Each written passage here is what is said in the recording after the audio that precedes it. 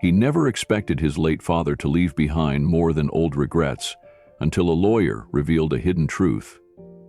Keanu Reeves has a half-brother he's never met, lost in a world of addiction and silence. What happens when Keanu reaches out, not as a star, but as a brother? The moment they meet will stay with you forever. Before we continue this incredible story, let us know where you're watching from. If you enjoy stories like this, subscribe to the channel, because tomorrow we have another inspiring story you won't want to miss. It had been over 2 decades since Keanu Reeves last heard his father's name spoken aloud in any personal context. Gerard Reeves had been a shadow, distant, fractured, and ultimately severed from Keanu's life by choice. There was no animosity left, only silence. So when a thick manila envelope arrived one gray Thursday afternoon, stamped with the insignia of a law office in Hilo, Hawaii, Keanu nearly tossed it aside without reading it. But something about the handwriting on the smaller label caught his eye. Faint, trembling, as if written by someone who didn't expect the letter to be read. He sat quietly in his study. The sunlight filtered through tall windows, casting soft shapes on the wooden floor. The envelope sat on the desk in front of him like a quiet bomb. He opened it. Inside, a bundle of documents tied together with a string, an aged photograph folded at the corners, and a sealed letter marked, "For Keanu. Only after my passing." He hesitated. He hadn't expected anything from his father, certainly not now, not after all these years of estrangement. But as he slid the photograph out first, his breath caught in his throat. It was an old snapshot, taken on what looked like a dusty playground. A small boy, maybe 5 or 6, sat in a plastic swing. His hair was wild, uncombed, he was barefoot. And yet, it was the eyes. Familiar, too familiar. Something in the tilt of the brow, the shape of the face. It was like looking at a younger version of himself, except not. The child was darker, rougher, as if life had already pressed its weight into his bones. Keanu flipped the photo over. In faded pen, "Jason, my son. I never told Keanu. Please help him if you can." A chill moved through him. He picked up the letter next, still sealed. For a moment he considered not opening it. What right did Gerard have to ask anything now? But the photo, it held him still. He broke the seal. The letter, written in a careful, uneven hand, was dated 6 months before Gerard's death. It didn't start with apologies. There were no grand confessions, just an acknowledgement. "Keanu," it read, "you were always my firstborn, but not my only child. Jason came later, different mother. I wasn't there for him either. He grew up in the system, foster care, group homes. I know he struggled. I failed you both." Keanu read the letter 3 times. Each sentence felt like a knock against the wall he'd built between himself and the past. He didn't know whether to feel anger, sorrow, or some tangled version of both. But one thing was clear. He had a brother, out there, and he was alone. And even though his heart braced against it, a quiet voice inside refused to look away. Keanu sat at the desk for nearly an hour, staring at nothing, the letter still open in front of him. The house was silent, except for the distant hum of traffic outside, a soft and steady reminder that the world kept moving, even when yours had just tilted off its axis. He didn't know what disturbed him more, the fact that his father had hidden a child for so long, or that the boy had lived through hardship while Keanu lived in relative peace. Gerard's letter mentioned no addresses, no last names, no connections, just a few lines about Jason's struggles with addiction, trouble staying employed, and an implication that he had no family to fall back on. Keanu picked up the photograph again. There was something heartbreaking about it. Not just the child's worn expression, but the way it had been folded, like it had been carried for years inside a wallet, creased from being reopened again and again. Had Gerard looked at it often? Had he regretted anything at all? The lawyer's packet included more documents. One was a summary of estate dispersal. Gerard's possessions were few: a cabin in New Mexico, a broken-down truck, and a small trust fund. $6,000 left untouched, designated for Jason if found. No birth certificate, no known next of kin. It was as if Jason had lived invisible to the world. Keanu closed the folder and leaned back in his chair, his eyes heavy with questions. What kind of life had this man lived? This brother he'd never known? Was he even alive now? Was he safe? Did he know? And then came the worst question, the one that lodged itself in Keanu's chest and refused to leave. If that had been me, if I had grown up without even the faint idea that someone out there cared, what would I have become? The idea of someone living in shadows, not by choice but by neglect, touched something old inside him. The boy in the photo wasn't just a reminder of what had been hidden. He was a reflection, a mirror, showing what Keanu might have been if just a few variables had changed. He picked up the envelope again and turned it over. There was a second note written on the flap. Please, don't blame him. He never knew about you either. Keanu closed his eyes. The room felt heavier now. For a man who had spent most of his life asking for nothing, Keanu Reeves now found himself holding a request he hadn't expected and couldn't ignore. Keanu didn't sleep that night. He sat in his kitchen, drinking lukewarm tea he'd forgotten to finish, the photograph of Jason on the table next to him. The image haunted him.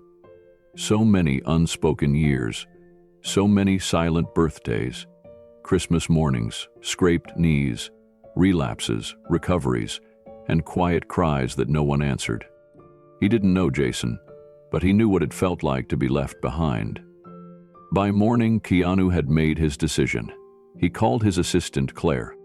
I need help finding someone, he said simply. His name is Jason. Claire didn't ask questions. She knew by his voice, low, deliberate, with an ache he rarely let through, that this wasn't about a role or a press obligation. It was personal. She quietly pulled together a list of private investigators and made a few discreet calls. Within 48 hours, they had a possible lead.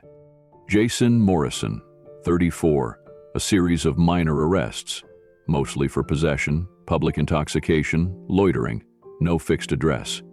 Last seen leaving a rehab facility in San Bernardino 6 weeks ago. No social media, no listed phone number, no next of kin. Just a man floating between shelters and halfway homes, trying to stay clean in a world that never gave him much of a reason to. Claire gently handed over the folder. He's had a rough time, she said softly. Keanu nodded, eyes on the mugshot. Jason's most recent booking photo. Hollow cheeks, tired eyes, a man who had seen too much and trusted too little. And yet, there was something unmistakable there too. A look Keanu recognized. The look of someone who had almost given up, but hadn't. Keanu tapped the photo gently. Where was this taken? Claire hesitated. Downtown LA? Keanu stood, reached for his keys. Wait, Claire said, following him. What are you going to do? I don't know yet, he said honestly. But I'm going to find him. You sure you want to do this yourself? I need to, he said, not as Keanu Reeves. As his brother. She didn't stop him. Within the hour, Keanu was walking into a part of Los Angeles most people like him never saw. No cameras, no press. Just uneven sidewalks, the smell of old rain and asphalt, and rows of people surviving 1 hour at a time. He didn't know where Jason was, or if he even wanted to be found. But he had a name, he had a face, and he had something stronger than curiosity. He had a reason. Keanu didn't sleep the night he read the letter. It sat on his kitchen counter like a weight, the creased paper stained slightly at the corners, its scent faintly reminiscent of dust and age. He had reread it 10 times, each word seeping deeper into the cracks of memory and guilt. It wasn't the language that haunted him, it was the final sentence. His name is Jason, he never knew me, I hope someone else might show him more than I did. Keanu had tried to shut it out, telling himself it wasn't his burden to carry, but something about the way Gerard had worded it, half confession, half plea, refused to be silenced. By dawn, he was standing by the window, watching the city wake beneath him, the envelope still in hand. He wasn't ready to reach out directly. Not yet. He needed to know who Jason was, what kind of life he had lived, what kind of man he had become without anyone knowing his bloodline. He made a single call. Daniel Marsh was a man Keanu had trusted for over a decade. A former FBI agent with a quiet demeanor and a sharp eye for nuance, Daniel had helped Keanu navigate several delicate situations in the past. Discreet, loyal, and immune to the tabloids, he was exactly the kind of person Keanu needed now. "I need to find someone," Keanu said, his voice calm but tight. "Send me what you have," Daniel replied without hesitation. Keanu forwarded the contents of the package, the letter, a photocopy of a birth certificate naming Gerard Reeves as the father, and the grainy photograph, an image of a young boy, maybe 5 or 6, standing in front of a worn-down community building. His smile was forced. Behind him, the wall was covered in graffiti and peeling paint. The back of the photo was labeled simply Jason, 1999. That was all he had. Daniel got to work immediately. 3 days later, Keanu sat in his home office, phone pressed to his ear as Daniel's voice came through clearly, but with a measured solemnity Keanu had learned to recognize. "I found him," Daniel said. "His full name is Jason Hale. He's 34 years old, no spouse, no children. He's currently living in a halfway house in Inglewood." Keanu didn't speak. His throat tightened. "He's had a rough go," Daniel continued. "Multiple placements in foster care, a few years on the street. He dropped out of high school but got a GED later. In and out of rehab. No known criminal record aside from a few trespassing warnings. Most recent job was unloading freight. Didn't last long." Keanu closed his eyes. "He has no idea who his father really was?" he asked. "None. As far as I can tell, he believes he was abandoned. He thinks Gerard was just another anonymous name on a form." Keanu nodded slowly, as if Daniel could see it. "Don't approach him yet," Keanu said. "I just want to watch. I want to understand before I say anything." Daniel agreed. "I'll keep you updated." Keanu ended the call and stared at the photo again. A stranger's face, her brother's blood, and a story just beginning to unfold. Over the next several days, Keanu moved through his world like a ghost. The set, the meetings, the polite interviews, all of it faded behind the weight of what he now knew. He would return home each evening and sit in front of his monitor, where Daniel had sent encrypted video footage and notes. Jason Hale, 34 years old, tall, lean, and quiet. His eyes carried a heavy kind of silence, the kind that had seen too many closed doors and not enough open arms.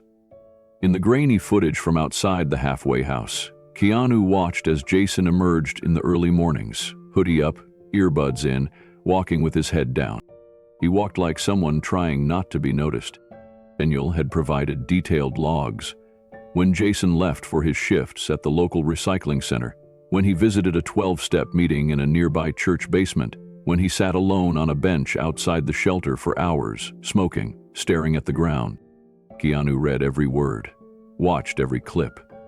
He was looking for more than facts. He was searching for something familiar. A movement, a posture, a fragment of their father in him. Something that said, "This is your blood." But the truth was, Jason looked more like someone forgotten than someone related. One night, Keanu lingered on a still frame of Jason sitting on the edge of a cracked sidewalk, shoulders hunched, face in his hands. The timestamp read 2:14 a.m. Jason hadn't gone back inside for hours. According to Daniel's note, he'd missed dinner, stayed outside through the cold, and hadn't spoken to anyone. Keanu stared at the image for a long time. He recognized that posture. He had sat that way himself once, on the floor of his apartment after losing Jennifer and their daughter. That kind of posture didn't come from boredom, it came from emptiness. The next evening, Daniel called with another update. "He works hard when he can," he said, "but there's shame there, deep shame. I've spoken to a counselor at the halfway house. Jason doesn't engage much, keeps to himself. They've offered group sessions. He never speaks in them." Keanu leaned back in his chair. What does he say when people ask about his family? Says he never knew them. Tells people he was a system kid. Doesn't want pity. Doesn't like when people ask. Says he's used to being alone. That word again. Alone. Keanu pressed his hand to his mouth, his chest tight. Any mention of Gerard? None. As far as he knows, Gerard was just a name on a form. No visits, no letters, no pictures, nothing. His foster records confirm it. No known parental contact. Keanu closed his eyes. The man who had vanished from Keanu's life had done it again, to another child. But this time, the child hadn't even been given a name to curse, just a blank space. Keanu stood and walked to his window, looking out at the glowing sprawl of Los Angeles. Somewhere out there, his brother, his actual flesh and blood brother, was curled up on a thin mattress in a halfway house room, probably wondering if he mattered to anyone. And Keanu, world-famous actor, known to millions, beloved by strangers, was standing alone, watching. I have to meet him, Keanu whispered to himself. But not yet. Not as a celebrity, as a brother. And when he did, he would come with nothing in his hands but truth. 2 days later, Keanu drove out alone. No entourage, no cameras. He told no one, not even his assistant, Claire, where he was going. The GPS was set to a small neighborhood on the east side of the city, a part most people didn't think about unless they had to. The streets were narrow and cracked, the kind of place where dreams didn't die. They simply never arrived. He parked a few blocks away from the halfway house. He didn't want to risk being recognized, didn't want to turn this moment into something that wasn't sacred.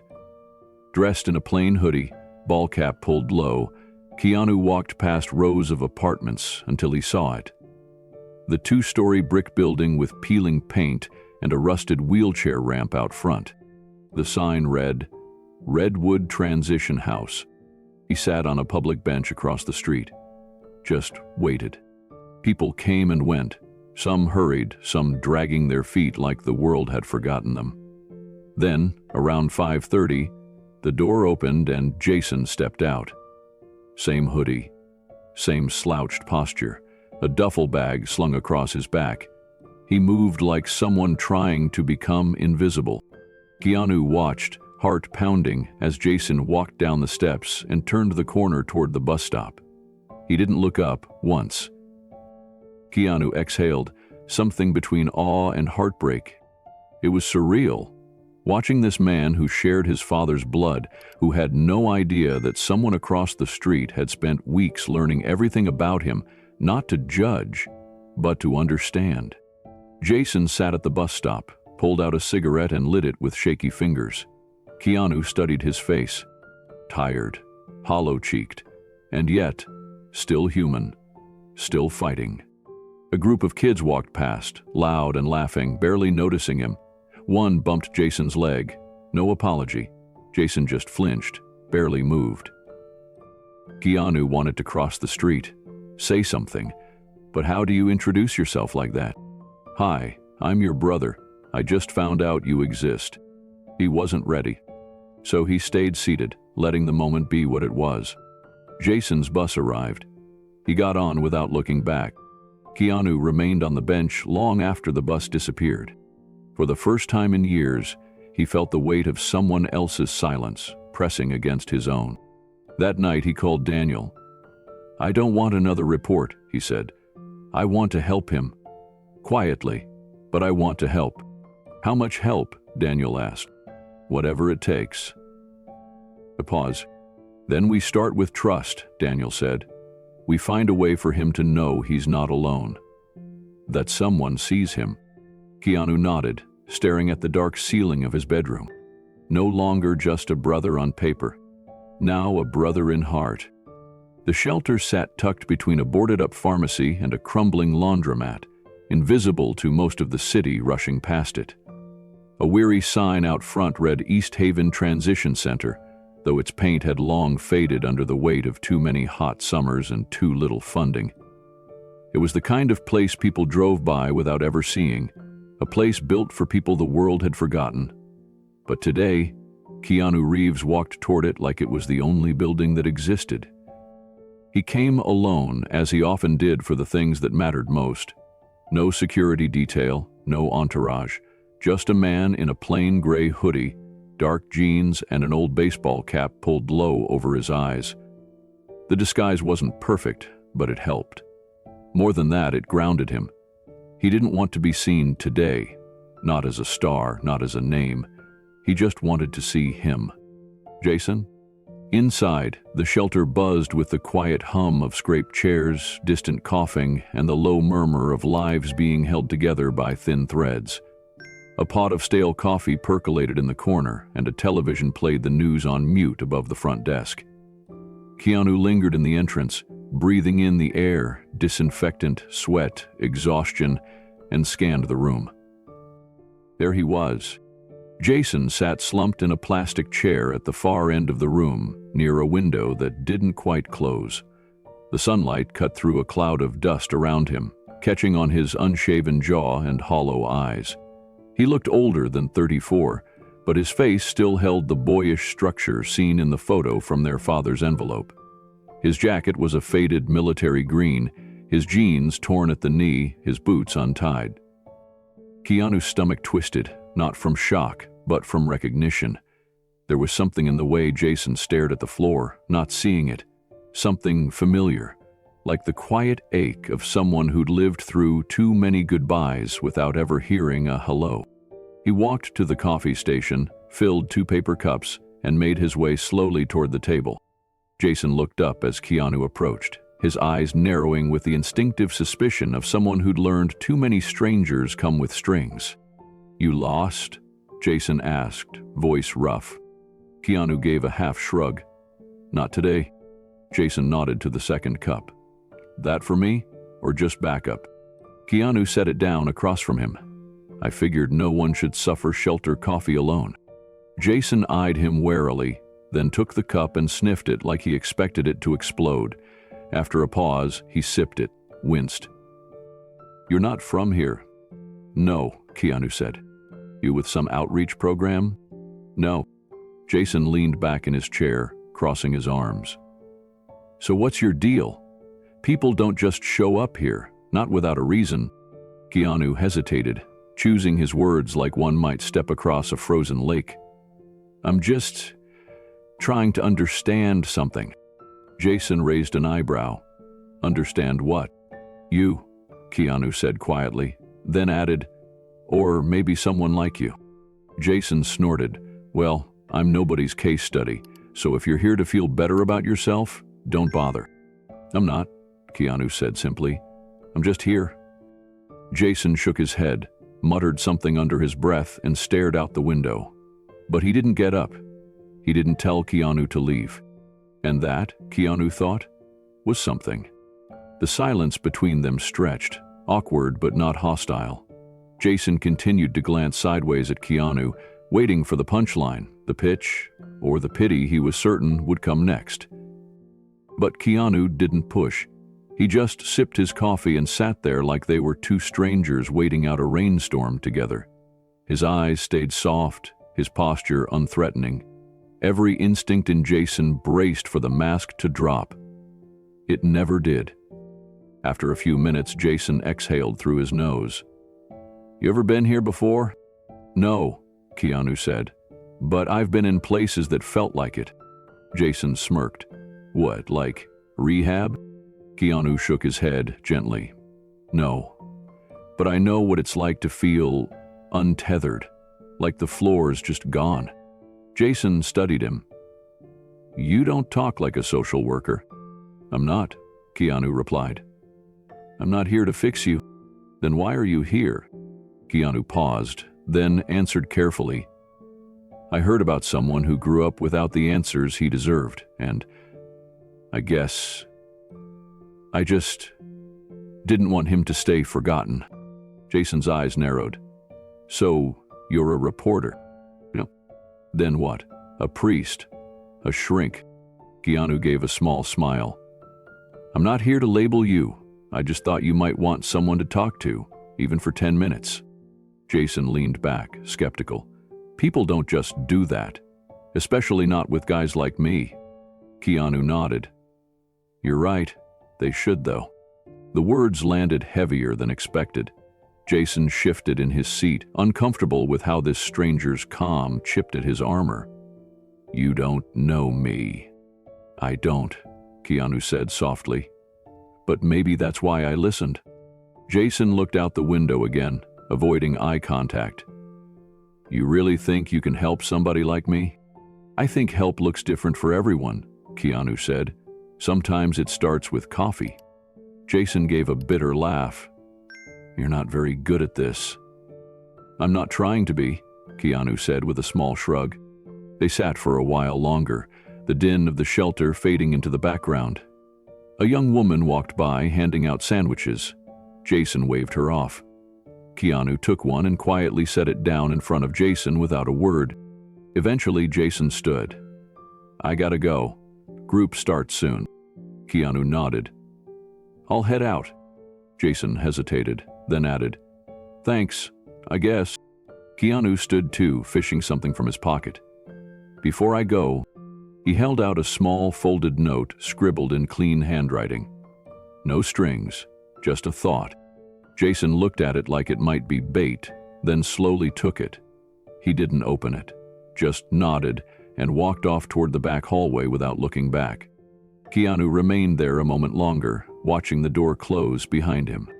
Jason didn't know who he was, not yet, and that was okay. Because sometimes, Keanu thought, the first thing you offer isn't a name, it's presence. And sometimes, that's more than enough. Outside, the sky had darkened. Clouds moved low over the city, brushing the tops of the buildings like fingers through hair. Keanu slid his hands into his jacket pockets and started walking. The note in Jason's hand said only 7 words. You matter more than you'll ever know. Jason didn't open the note until late that night. He sat on the edge of his bunk in the halfway house, the air thick with disinfectant and the quiet hum of the hallway vending machine outside his door. Around him, the murmur of other residents drifted in and out, shuffled footsteps, coughing, the occasional laugh that sounded more like a release valve than joy. His fingers trembled slightly as he unfolded the paper. The handwriting was firm, neat, almost rehearsed, but the words hit like nothing had in years. You matter more than you'll ever know. Jason read it once, then again, and then again. Something inside him moved, just a little. Not enough to change everything, but enough to pierce the numbness. He tried to scoff, to dismiss it as charity, guilt, some do-gooder's fleeting conscience. But the man hadn't asked anything of him. He didn't preach, didn't pry, didn't judge. He just sat there, like he meant it. Jason folded the note again and tucked it under his pillow. He didn't sleep well, but that wasn't new. What was new was that, for the first time in months, he woke up before his alarm. Just sat there in the dark, staring at the door, wondering if the stranger might come back. Jason sat alone on the edge of the cracked concrete steps outside the halfway house, the worn scrap of paper still clutched in his hand. The words had faded slightly from being folded and unfolded so many times. You matter more than you know. That was it. No name, no phone number, just a sentence, strangely direct, uncomfortably kind. It had been left in the bottom of the takeout cup holder the quiet man had handed him a week earlier, tucked beneath a napkin. At the time, Jason had tossed it aside, just another do-gooder passing through. But something about the man's eyes, the way he didn't pity him, had gnawed at him since. Jason turned the note over again, hoping, foolishly, for a sign he'd missed. He'd grown up in places where words didn't mean much unless they came with conditions. Everyone wanted something eventually. So when that same man appeared again on a Tuesday afternoon, standing quietly at the far end of the courtyard, Jason's pulse tightened. He rose slowly, cautious, not afraid, just tired. You again, he muttered, approaching. You got a name this time, or are we still playing mystery? The man smiled gently. You can call me Kevin. Jason cocked his head, eyes narrowing. Kevin, huh? So, what is this? Some recovery outreach thing? Church project? You a reporter? 'Cause I'm not doing a piece." "No, none of that," the man said. "I just wanted to see how you're doing." Jason folded his arms. "Yeah? And why do you care?" A beat passed. The man's answer was simple. "Because someone should." Jason let out a sharp, humorless laugh. "Man, don't do that. Don't come here acting like you're here for me. You don't know me." Kevin nodded slowly, as if he understood more than Jason wanted him to. "You're right. I don't. But I'd like to." Jason blinked, thrown off by the absence of a sales pitch. He gestured around with a loose shrug. "What do you want to see, man? The paint peeling off the walls? The group therapy posters? You think I'm a redemption project?" Kevin's voice was calm, low. "No, I just think maybe it matters that someone shows up." Jason looked at him hard. "You're weird, Kevin.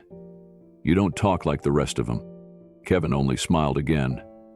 "Neither do you." And with that, the man handed him another cup of coffee. "Same order as last time, cream, no sugar." Jason took it without thanking him, but he didn't look away this time. The next morning, Jason shuffled back into the community lounge of the halfway house, still half asleep and bleary-eyed from another restless night. The coffee Kevin had brought the day before had gone cold in its cup holder, but the note, the original one, still sat in his jacket pocket like a pebble he couldn't shake loose. He pulled it out again and stared at the handwriting. It wasn't neat, but it was intentional. That's what bothered him. It wasn't printed from some program or made for mass encouragement. Someone had taken the time to write that. Someone who knew how hard it was to believe anything good about yourself. As he sat down with his paper plate of scrambled eggs, he noticed a new envelope under his tray. His name, Jason, was written in bold black ink across the front. He froze. None of the staff knew his last name like that. Nobody left him personal mail. His hands tensed as he opened it, suspicion already swirling like smoke. Inside were two things. First, a folded legal document titled Reeves Estate Disclosure, Private Addendum. Second, a creased letter that looked like it had been written years ago. Jason unfolded the pages, his breath catching. "Jason, if you're reading this, it means the estate finally did something right. I'm sorry I wasn't there. I don't expect forgiveness.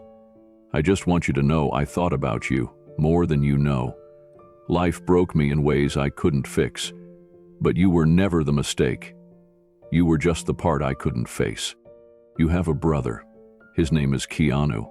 You've probably seen him on TV. He never knew about you, not until recently. I told no one. I didn't think I deserved to, but he's not like me. He's better. Kinder.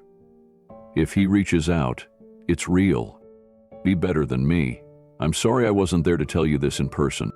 Gerard Reeves." Jason's hands shook. He read it again, and again, and again. It couldn't be real. Keanu Reeves? No way. It was a setup, a scam, a prank, something twisted. His blood boiled. He stormed outside, scanning the street for Kevin. The man was sitting on the bench across the alley, like he'd been waiting all night. Jason marched straight up to him, fists balled. "You think this is funny?" he barked. Kevin didn't flinch. "I didn't mean for it to hit you like that." Jason shoved the letter toward him. "You expect me to believe this garbage?" Kevin's voice didn't waver. "I don't expect anything from you. I just want you to know the truth." Jason's eyes blazed. "You think you can just walk into my life with a cup of coffee and drop a bomb like this? I've been lied to before, man. I've had plenty of people show up claiming to care. Always ends the same." Kevin stood slowly. "I left you something else. In the envelope." Jason blinked. "What?" "Check the back." Jason turned it over. There, tucked behind the legal letter, was a sealed medical envelope labeled DNA confirmation. Jason stood there, envelope in hand, his breath coming short and fast. He didn't open it, not yet. The words DNA confirmation might as well have been a detonator. He clenched his jaw and stepped back. This is insane. I know, Kevin said softly, but that doesn't make it untrue. Jason turned away, pacing a few steps down the alley. His thoughts collided like bumper cars. Rage, disbelief, fear, longing. Keanu Reeves was a face on a screen, a headline in passing, never a name tied to his own life. How could someone like him, so polished, so far removed, be anything close to this? He looked over his shoulder. Kevin hadn't moved. He was giving Jason space. Jason's hand hovered over the seal. His fingers trembled. He wanted to rip it open, to scream, to throw it in the trash.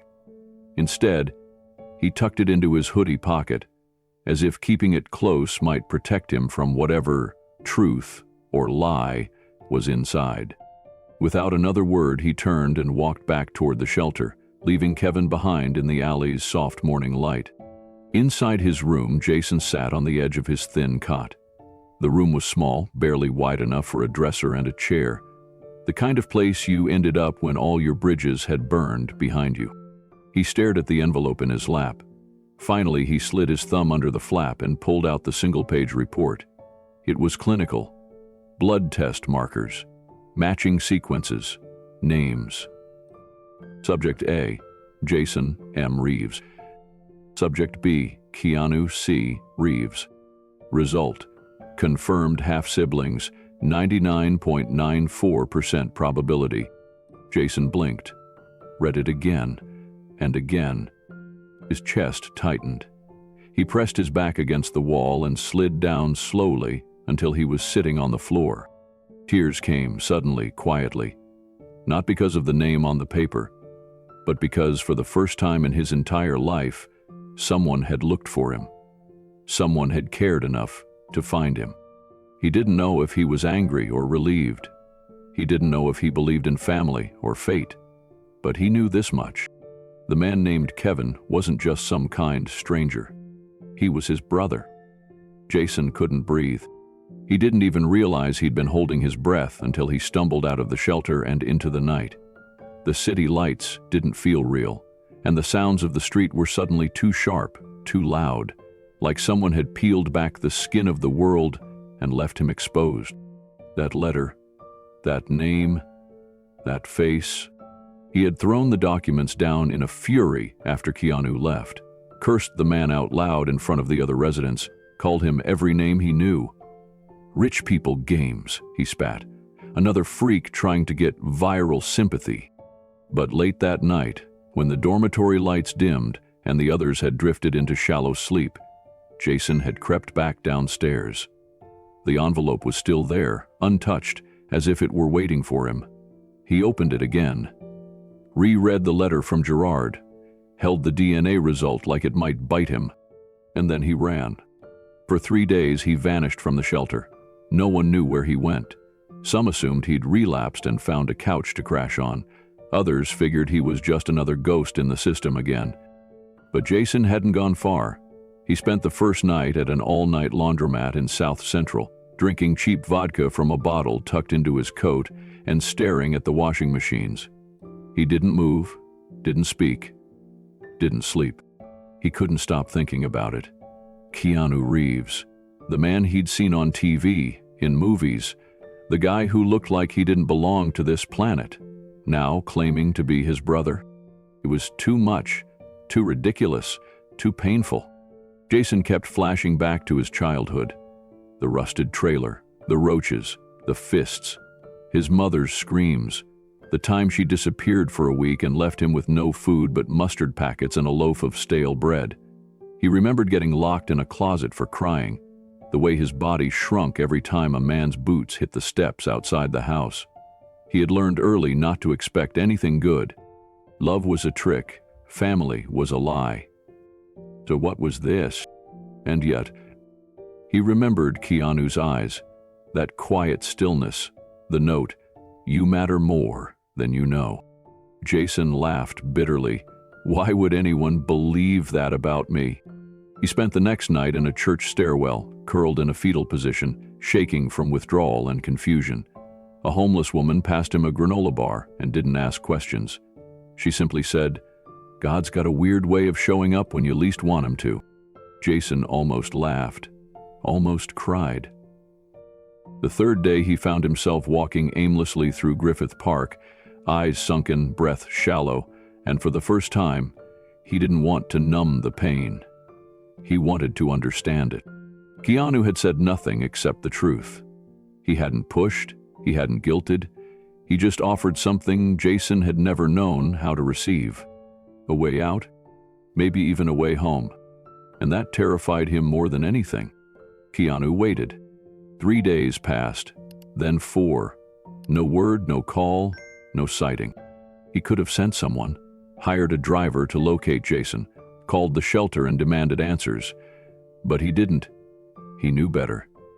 He remembered silence like an old companion, the kind that wraps itself around your ribs and squeezes until breathing feels like a decision. So he waited, not with impatience, but with understanding. Claire, his assistant, brought him coffee one morning and found him sitting on the balcony of his home, holding a copy of the letter Gerard had written. "You've read it how many times now?" she asked softly. "Enough," Keanu said. "But it's not about what he wrote. It's about what he didn't." Claire sat beside him. "He never mentioned this son, not once." Keanu nodded. "And yet, now he shows up in a legal folder with a name and a photo, like he was always there, waiting to be filed." He paused. "Do you think I'm doing the right thing?" he asked, the question small, as if spoken to a version of himself he didn't quite trust yet. Claire didn't answer right away.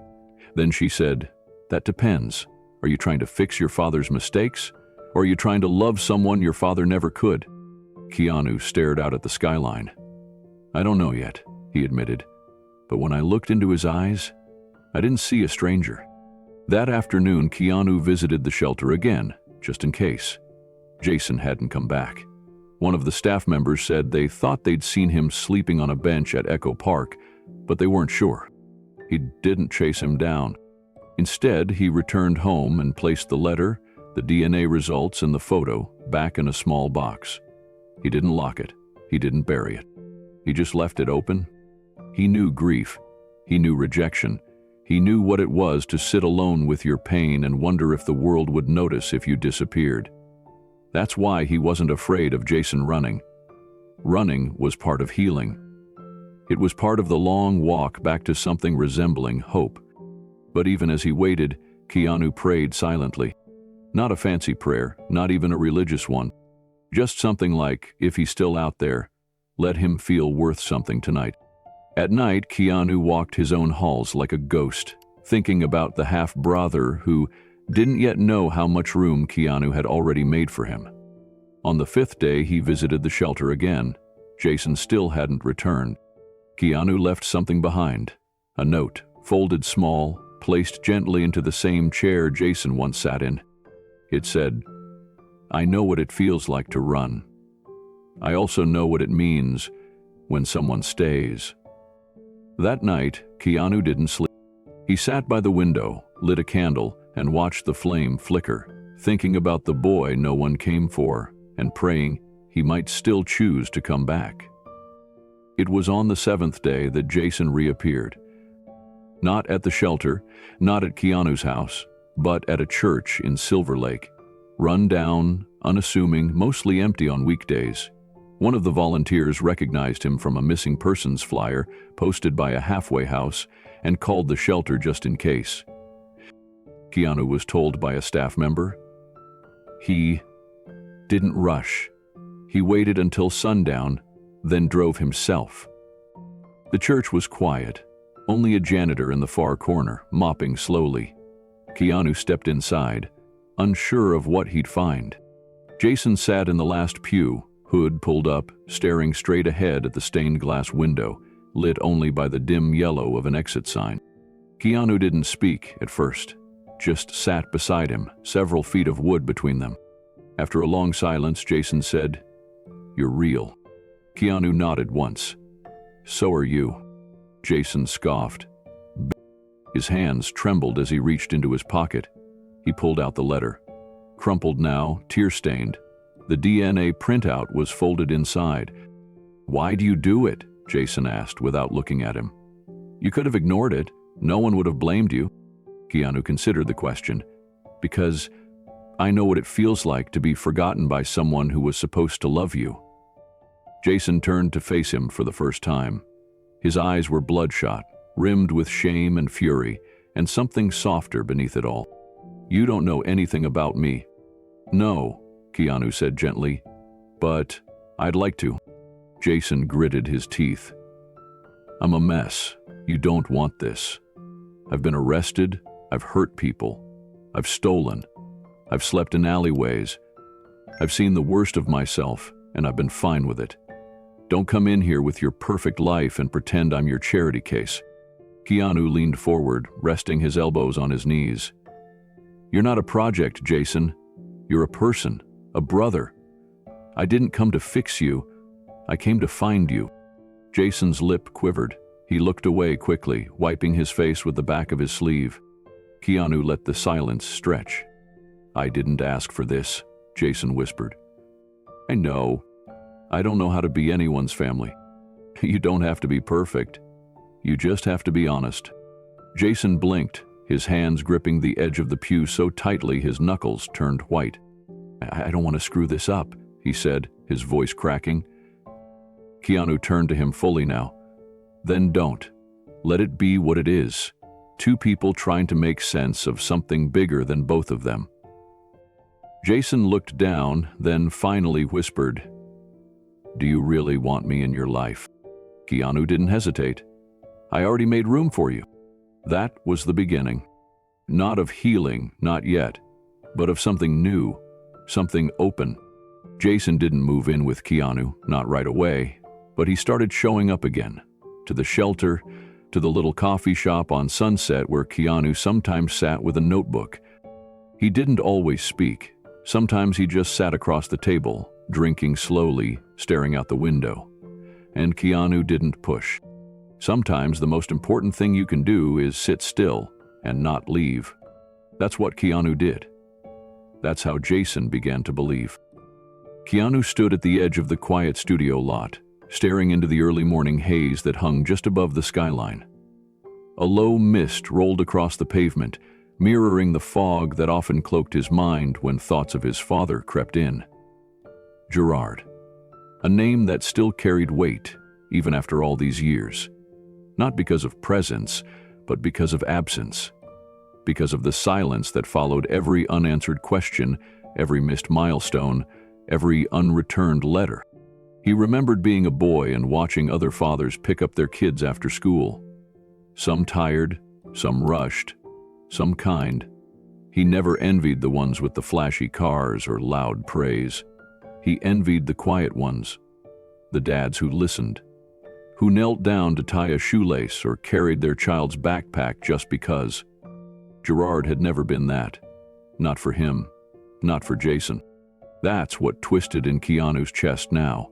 Jason hadn't just inherited the same father, he'd inherited the same void, the same legacy of being left behind. And it wasn't just DNA that connected them. It was loss. He leaned against the wall, hands in his jacket pockets, letting the morning settle. He wasn't trying to fix Jason. That realization had come slowly, but with clarity. He wasn't here to rescue him, rehabilitate him, or redeem Gerard's sins. He was here to be something else entirely. Something neither of them had ever received. A brother who stayed, a voice who called, a presence that didn't walk away when things got dark. His phone vibrated in his pocket, breaking his reflection. Unknown number. He froze. A part of him already knew. He answered softly, "Hello." There was static, then a breath. Then a voice, hesitant, rough, like sandpaper over stone. "Is this the guy from the coffee shop?" Keanu didn't speak right away. He recognized the voice. "Jason." "Yes," he said gently. There was a pause. "Why are you doing this?" Jason asked, his voice cracking, not with anger but with exhaustion. "You don't owe me anything. I'm a screw-up, a ghost." Keanu swallowed, his voice low and calm. "I'm doing this," he said, because someone should have. A long time ago. Silence stretched between them, but it wasn't the cold kind. It was the kind that held space for something new, something honest. "Okay," Jason whispered. It wasn't agreement. It wasn't surrender, but it was something. Keanu stayed on the line. Not rushing, not saving, just staying. Because this time, that was enough. Jason didn't say much after that first call. He didn't need to. The silence held weight, but this time, it wasn't emptiness. It was permission. A fragile beginning, like a cracked door finally opening after years sealed shut. Keanu didn't push for more. He didn't flood Jason's phone with messages. Instead, he sent quiet signals, a simple check-in every few days. "Hope you're eating okay. Found this song. Thought of you. Still here." And he meant it. "Sometimes," Jason replied. Sometimes he didn't. But the words were no longer disappearing into a void. They landed somewhere, and Keanu could feel it. 1 week later, Jason called again. His voice was steadier. Still raw, still cautious, but not running. "I've been thinking about that letter," he said. Keanu sat up, heart steady. "Yeah? I read it like 20 times, Jason confessed. I don't know if I believe it. That I'm actually your brother. That someone like you would even want that." Keanu smiled faintly, even though Jason couldn't see it. "I didn't want the truth either, not at first. But it's ours now." Jason paused. "I don't know how to be anything. A brother, a person, someone calls family." "You don't have to know," Keanu said. "You just have to show up." Jason let out a breath. A shaky, quiet laugh followed. "It's harder than it sounds." "I know," Keanu said, "but you already did." There was another silence, this one softer, like a thread slowly tying two broken edges together. Then Jason added, almost shyly, "Do you remember what you wrote on that note?" Keanu leaned back in his chair. "You matter more than you know." Jason's voice cracked. "No one's ever said that to me, not like that." Keanu's throat tightened. "They should have, a long time ago." The line stayed open. Neither man spoke. They didn't need to. This wasn't a conversation, it was a beginning. Two strangers with the same blood, finally learning how to breathe in the same space. Not as rescuer and rescued, but as brothers. And this time, neither of them would walk away. The following weekend, Keanu took a quiet drive out to the edge of the city, where the halfway house sat tucked behind overgrown hedges and peeling fences. He didn't text ahead. He just parked, sat in his car for a moment, and watched the clouds drift above, gray but calm. Then he got out.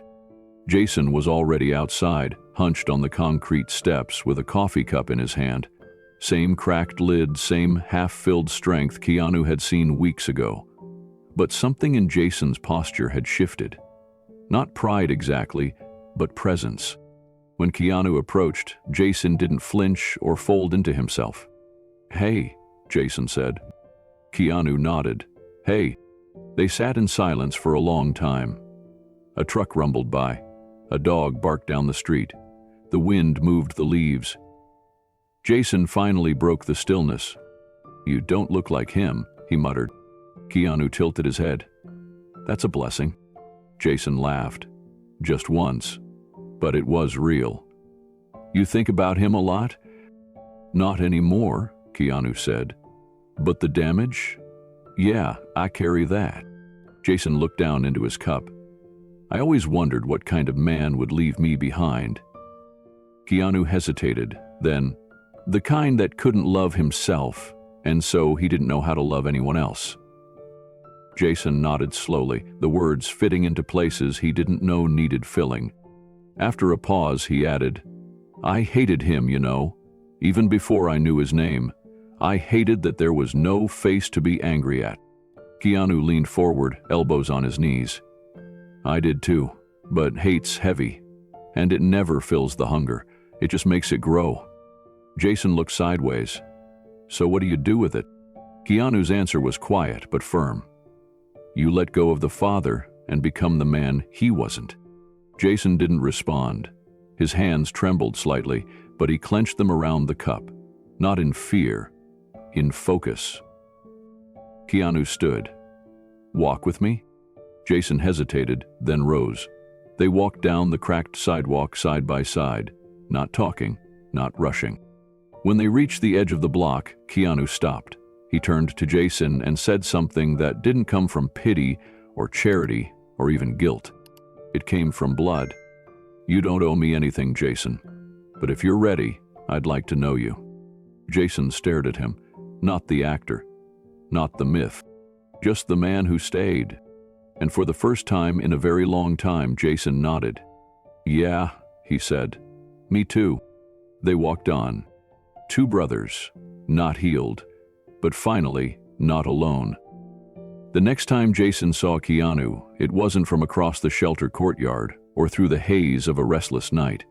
It was in a quiet park tucked behind an old strip mall near East Hollywood. The grass was patchy, the benches were cracked with age, a rusted swing creaked in the wind, and someone's forgotten hoodie hung limp on a chain-link fence. Keanu sat on a bench under a crooked jacaranda tree, a plain white paper bag resting beside him, another in his hands. He wasn't dressed to impress, black jeans, a soft hoodie, boots worn at the sole, but he looked like someone who belonged in the quiet. Jason approached like someone who didn't. His steps were hesitant, his hands deep in his jacket pockets. His eyes scanned the space as if expecting a catch paparazzi, a staged moment, some kind of trap. But there was no audience, no press, no security. Just a man waiting, holding out food. I brought burgers, Keanu said without standing. Didn't know what you liked, so I guessed. Jason glanced at the bag like it might vanish. You guessed? Keanu cracked the faintest smile. Medium rare, extra onions. It's a shot in the dark. Jason sat, slow and cautious. Not close, but not far either. He took the warm bag and opened it, his fingers slightly trembling. Inside was a double cheeseburger, thick fries, and a small container of pickles. No cameras, no interview, no pitch. They ate in silence for a long moment, the kind of silence that filled more than it emptied, the kind of silence that let people breathe. I haven't had a sit-down meal in a long time, Jason muttered. You're sitting now, Keanu replied softly. Jason didn't laugh, but his jaw eased. He looked at the burger again like it was some kind of miracle. You always eat in parks with strangers? Jason asked, chewing. Keanu shrugged. Only the ones who aren't strangers. Jason paused. The air hung between them. Leaves rustled above. I used to pretend I had a brother, he said suddenly, not looking up. Keanu nodded, setting down his fries. Me too. Jason's brow furrowed, but he didn't speak. His eyes darted to the paper bag like it had answers. Keanu didn't push. He simply let the moment be what it was. Uneasy, unfinished, but real. And for Jason, that was more than he'd had in a very, very long time. Jason didn't say much at first, and Keanu didn't ask him to. They sat with the paper bags between them, the low hum of traffic behind the trees, the smell of grass and grill smoke mixing with the quiet. Keanu watched the way Jason ate, not rushed, not guarded, but with the silent reverence of someone who'd gone too long without a warm meal. He didn't waste a bite. He didn't say thank you, but he didn't need to. Keanu had seen hunger before, real hunger, the kind that started in the belly but lived in the soul, and Jason carried that look like an old scar. You know, Jason said eventually, wiping his fingers on a napkin, I always told myself I didn't care. About what? Keanu asked gently. Family, blood, all of it. Jason stared out across the cracked sidewalk. Told myself it didn't matter, that it didn't mean anything. Keanu let the words hang, then quietly said, And now? Jason swallowed hard. Now, I'm not so sure. There was a flicker in his eyes. Resentment, maybe, or fear?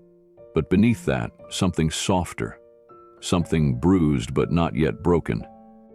I used to watch interviews of you, Jason admitted, not meeting Keanu's gaze.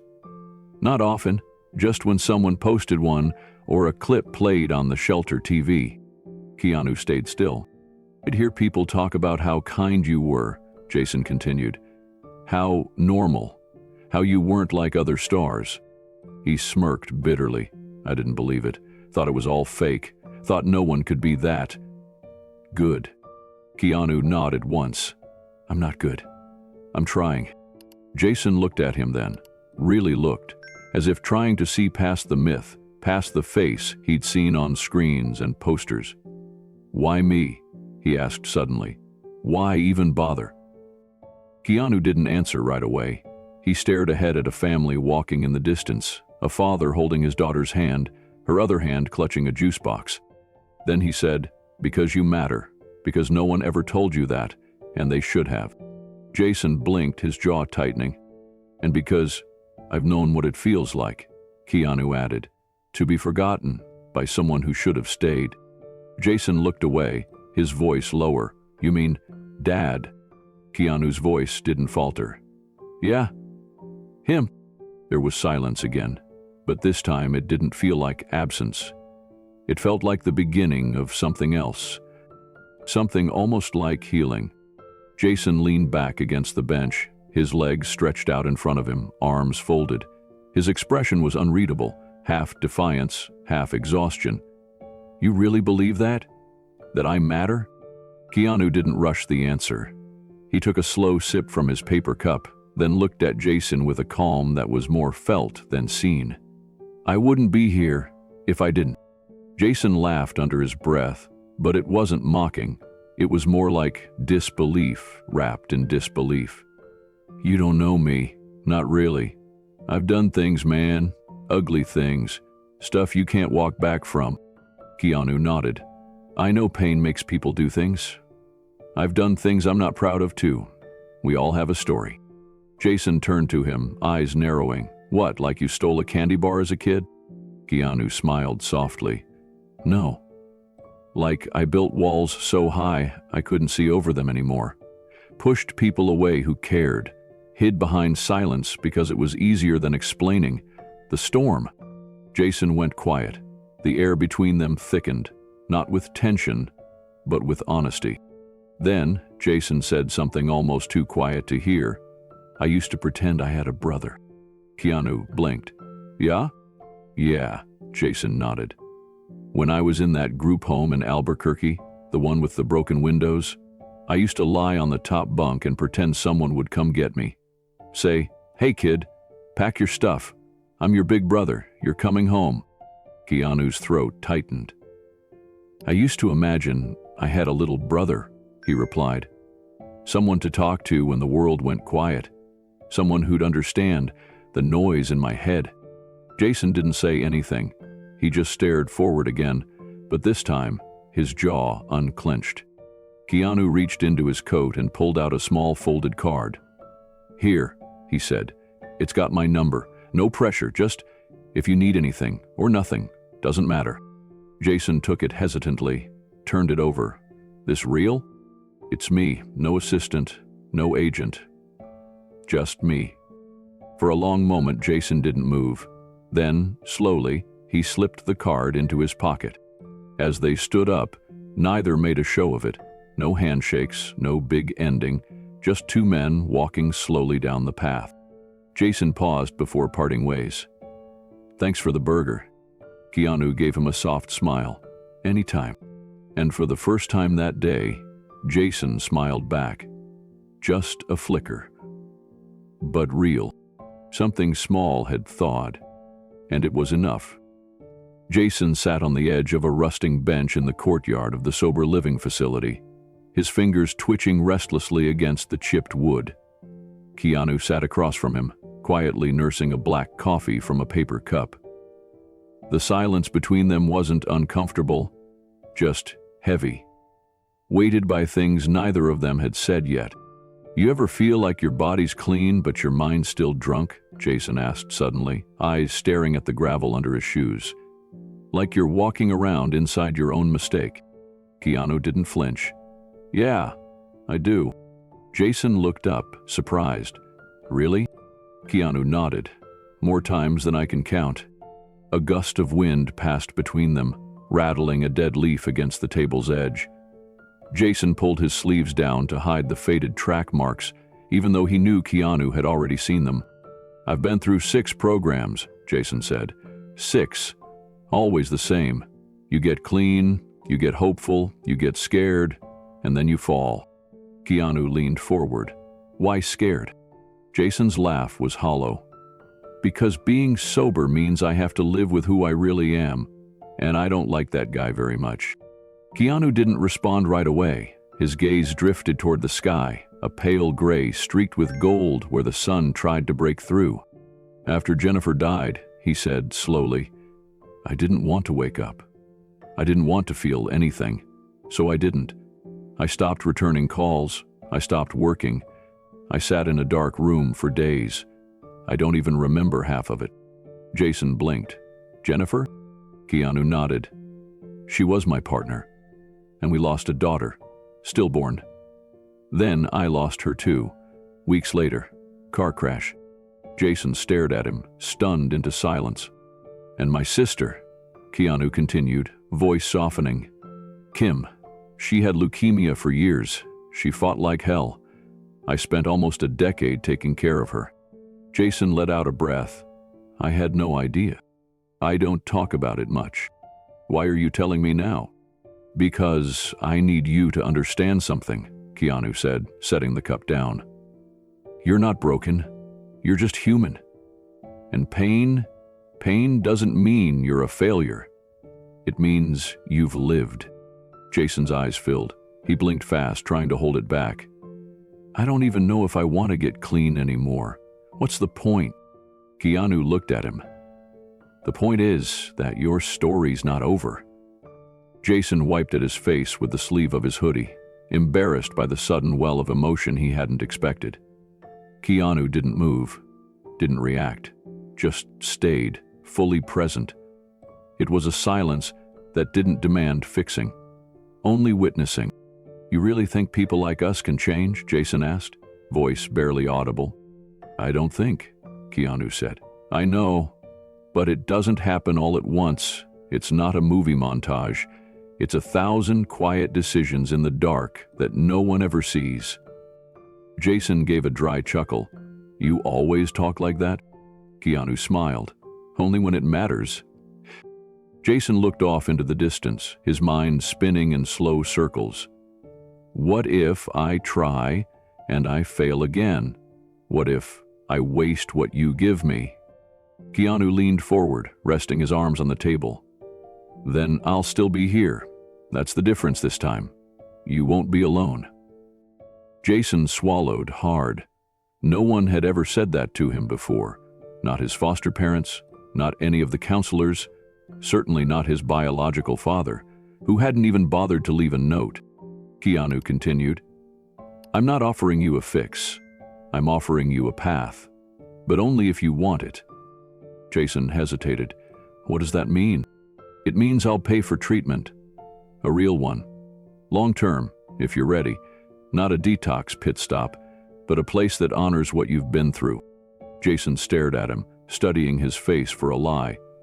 And if I say no, then I'll still meet you for coffee next week. The words landed like a safety net. Jason's voice cracked. I don't deserve this. Keanu didn't blink. Deserves got nothing to do with it. You're my brother. Jason's face twisted in disbelief. You really believe that? I do. A long silence stretched between them, but something had shifted. Not everything, not yet, but something. Jason no longer looked like a man preparing to run. He looked like a man considering staying. Can I think about it? He asked. Keanu nodded. Take all the time you need. Jason nodded slowly. Okay. Keanu stood but didn't rush to leave. Instead, he placed a small folded pamphlet on the table. An information packet for a long-term recovery center just outside Los Angeles. He tapped it once, then met Jason's eyes. I believe in you, he said, Jason didn't speak. He just held the paper with both hands, as if afraid it might vanish. Keanu gave a quiet smile, turned and walked away, leaving the choice in Jason's hands. Later that night, Jason sat on his cot in the halfway house, staring at the pamphlet under a flickering light. He reread the words again and again. Healing isn't linear. It's possible. He didn't make any phone calls, he didn't text Keanu, but he didn't throw the pamphlet away either. He folded it neatly, placed it inside the only book he owned, a torn paperback of Mice and Men, and set it beside his bed. For the first time in a long time, he didn't feel like a burden. He felt like maybe, just maybe, he was someone worth saving. And in the quiet, he whispered, "Okay, I'll try." The morning Jason agreed to go was unusually quiet. No fanfare, no inspirational speech, just a soft knock on Keanu's door, followed by a hesitant voice. "If that offer still stands, I'll go." Keanu looked up from the couch, heart catching for a moment. He didn't rush toward Jason, didn't try to hug him or smile too wide.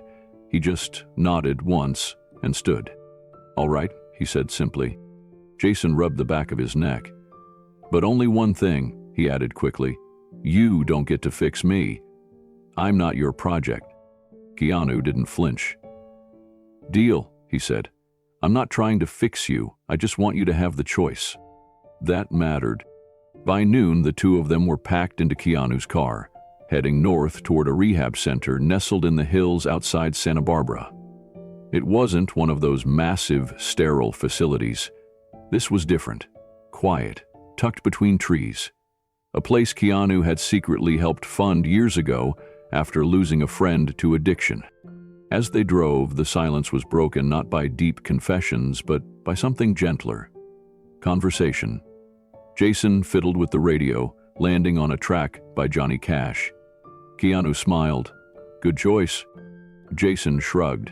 He always sounded like someone who'd seen things. "Yeah," Keanu replied, and didn't pretend he hadn't. They didn't talk about rehab. Not directly. Instead, the drive became about anything but. Favorite movies, dog names, bad diner food. A book Jason had once found in a bus station that changed his view of people. Keanu listened, asking questions but never steering. Jason leaned against the window, watching the trees blur by. "What if I mess this up again?" Keanu kept his eyes on the road. "Then I'll still be here." There was a long pause. Jason turned toward him, studying his profile. Keanu didn't answer right away. He let the question sit. "Because someone should have been for you?" Jason gasped. Keanu nodded, barely. "Yeah, that. And because I believe you're more than your worst moment." Jason swallowed hard, looking back out the window. The car rolled forward, steady as the road beneath them. Neither of them said another word for a while. But something had shifted. Not fixed, not healed, but opened. And that, for Jason, was already more than he ever expected to have. They stopped for gas in a sleepy little town just off Highway 154. Jason stepped out, stretching his legs like someone adjusting to new skin. He wandered inside the station's mini-mart, emerging minutes later with 2 chocolate bars and a paper cup of coffee. "Peace offering," he mumbled, handing one to Keanu. "For what?" Keanu asked, taking it with a nod. "For being a jerk." "For weeks," Jason said, then quickly added, "months. Years. Take your pick." Keanu peeled the wrapper but didn't rush the moment. "You were surviving," he said. "Sometimes that looks like damage. Doesn't mean you were wrong to feel it." Jason stared at him, unsure whether to be touched or offended. "You don't talk like normal people." Keanu laughed softly. "That's what people say about me all the time." Back on the road, the miles seemed to pass faster. A valley of wildflowers stretched outside Jason's window, and for the first time in a long time, he didn't feel trapped behind glass. "You know," he said after a while, "this place, this treatment center, it doesn't feel like a sentence." "It's not," Keanu replied. "It's an invitation." Jason blinked. "To what?" "To come back to yourself." Jason didn't answer, but he turned his head toward Keanu, eyes narrowing as if seeing him differently. Not as an actor, not as a symbol, but as a man who knew the dark and never stopped offering light. "Do people ever ask you why you care so much?" Jason asked. "All the time." "And what do you tell them?" Keanu glanced over, sunlight spilling across his face through the windshield. "I tell them the truth," he said, "because someone cared when they didn't have to, and that saved me." Jason didn't speak again, but he leaned back in his seat, the chocolate bar still unopened in his lap. A small piece, earned not through speeches or pity, but presence. And maybe that was enough for today. The car turned onto a winding road surrounded by redwoods, the kind of place that didn't feel like rehab at all, more like a retreat. The sign at the entrance was simple: Marigold Path, healing starts here. Jason squinted through the windshield. "You've been here before?" Keanu nodded. "Years ago, helped fund it when a friend couldn't find a place that treated people with dignity." They pulled up to the gate. A quiet nurse with soft eyes greeted them. No cameras, no judgment, just a clipboard and a question. "Are you ready?" Jason hesitated. His eyes darted to the woods, to the sky, to the gravel beneath his shoes. "No," he said honestly, "but I'm willing." "That's enough," the nurse replied, her voice kind. Keanu helped with the paperwork but didn't hover. He gave Jason space. As they stood by the entrance, Jason turned to him, shoulders tense. "What if I screw this up?" he asked. Keanu placed a hand on his shoulder. "Then I'll still be here." Jason's eyes welled, but he nodded and walked inside. Keanu didn't follow. He just stood at the gate, watching, not to control the outcome, but to honor the moment. The beginning, quiet, fragile, but real. Keanu parked in the farthest corner of the gravel lot, where weeds curled between cracks and no security lights hummed overhead. He didn't want attention, not from the staff, not from curious visitors, not even from Jason. The air was cool and dry, the kind of quiet morning that made everything feel slower, more intentional. He wore a plain hoodie, dark jeans, and an old ball cap pulled low. No entourage, no handlers, just him. He paused at the entrance of the treatment center, fingers tightening briefly around the spine of a thin paperback tucked beneath his arm. It was a book of poetry. Rilke, Neruda, a few others.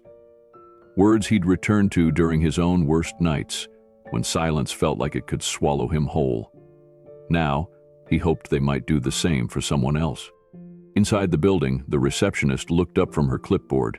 She blinked once, recognizing him, but saying nothing. She had been warned. Everyone had. This wasn't a media stunt. This wasn't a celebrity drop-in. This was family. He signed in under a different name, not to lie, to protect. Jason didn't need more spotlights. He needed shade and time, and someone who didn't need to be thanked for being there.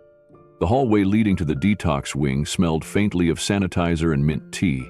A few soft murmurs floated from the common room, where a small group was gathered for morning reflection. Keanu passed quietly, nodding once to a nurse who gave him a knowing look. Jason's room was near the end of the hall, no TV, no distractions. Just a small twin bed, a chair, and a window that overlooked the hills beyond. Keanu stepped in slowly. Jason lay curled on the bed, his body trembling slightly. His skin was pale, eyes closed, jaw clenched. The worst of the detox symptoms had started the day before. The tremors, the cold sweats, the nightmares that forced him to relive every mistake he'd tried to forget. He stirred when he heard the door. Keanu sat in the chair and pulled the poetry book into his lap. Jason opened his eyes, but didn't speak.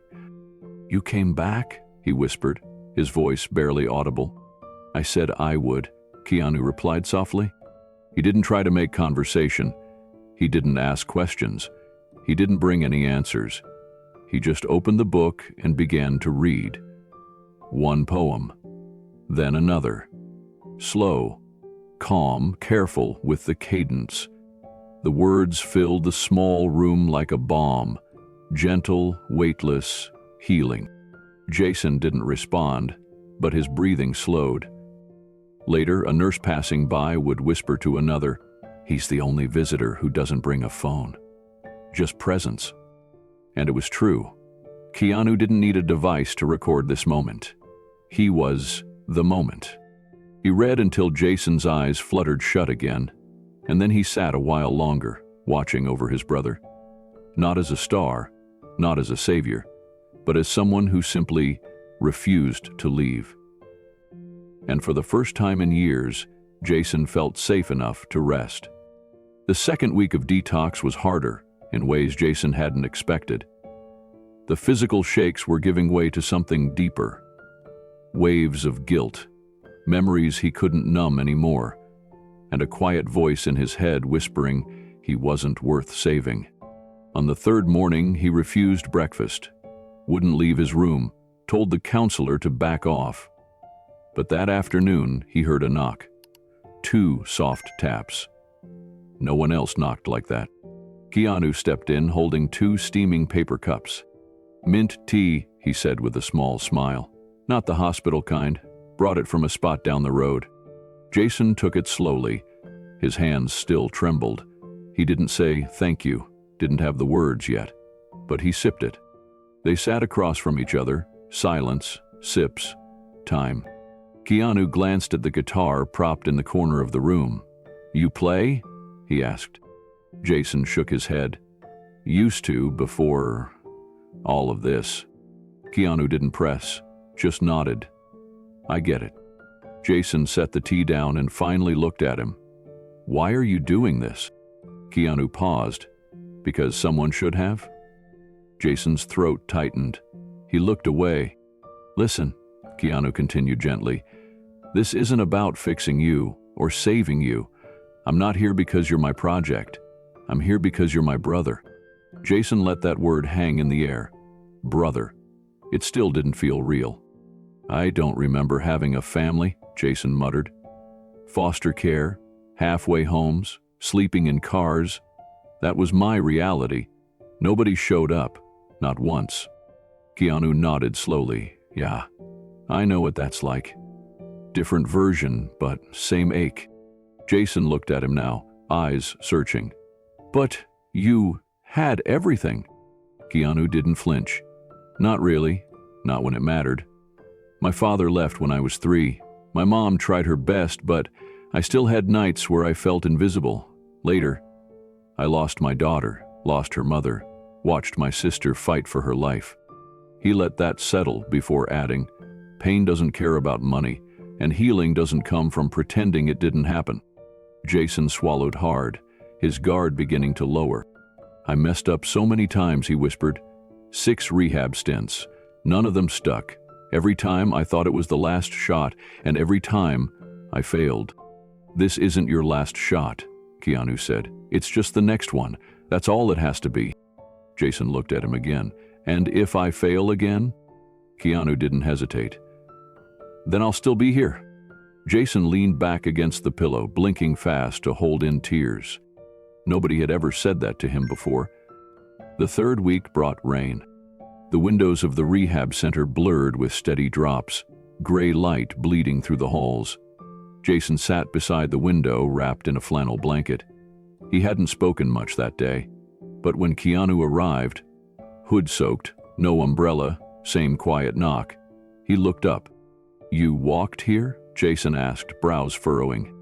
"Yeah," Keanu said, shaking the water from his sleeves. "Felt right." Jason cracked a grin. "You're insane." Keanu smiled back. "Most of the good ones are." They sat again. No agenda, no forced conversations, just presence.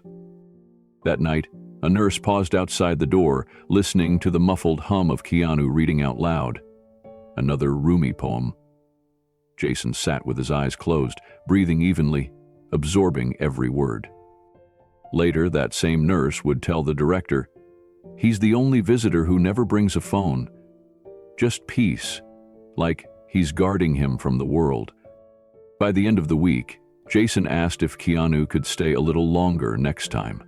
Not because he felt broken, but because, for the first time, he didn't feel like a burden.